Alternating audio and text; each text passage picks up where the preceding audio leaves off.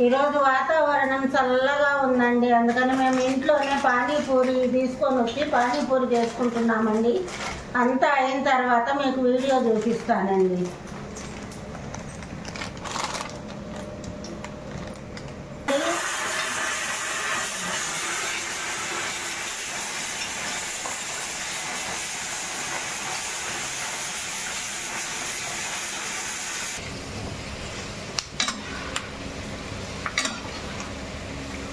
ఈ పూరీల్ని ఇలా నూనెలో వేయించుకోవాలండి. మనం ఆయిల్ కూడా ఎక్కువ పట్టదు.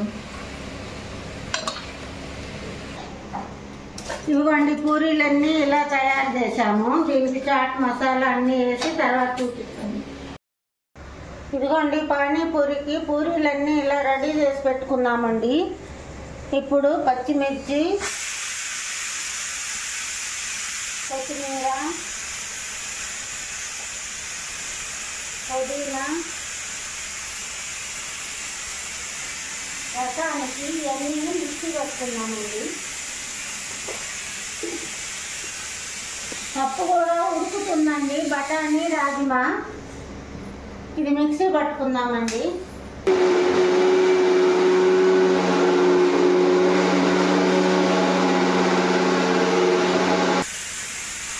ఇదిగోండి, ఇది ఇప్పుడు మెత్తగా రుబ్బానండి. ఇప్పుడు వడగట్టుకోవాలండి. ఆకులు గోకులు అన్నీ వస్తాయండి.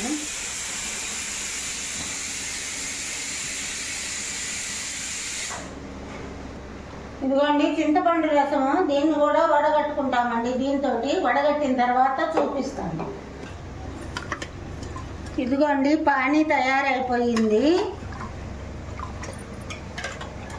దాని తర్వాత తయారు చేసేటప్పుడు చూపిస్తానండి. ఇప్పుడు ఇదిగోండి పానీ తయారైపోయింది. ఇది పక్కన పెడుతున్నాను. వచ్చేదాకా పెట్టాను, బాగా ఉడికిపోయిందండి.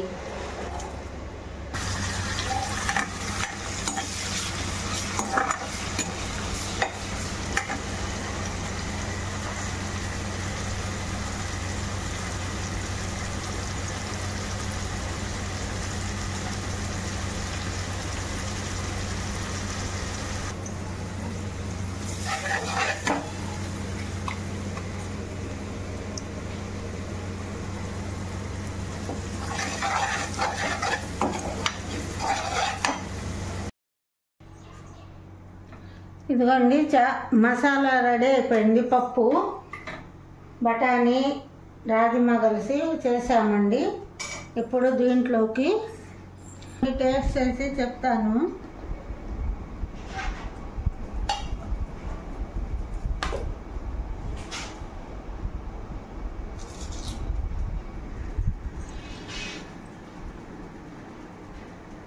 ఎలా ఉంది? సూపర్గా ఉన్నాయండి. మీరు కూడా ట్రై చేయండి. లైక్ చేయండి, షేర్ మీ సబ్స్క్రిప్షన్. పానీపూరి చల్ల చల్లగా మేఘాలు ఆకృతమై ఉన్నాయండి. చల్ల చల్లగా ఉన్నప్పుడు ఇలాంటి పానీపూరి తింటే బాగుంటుందండి.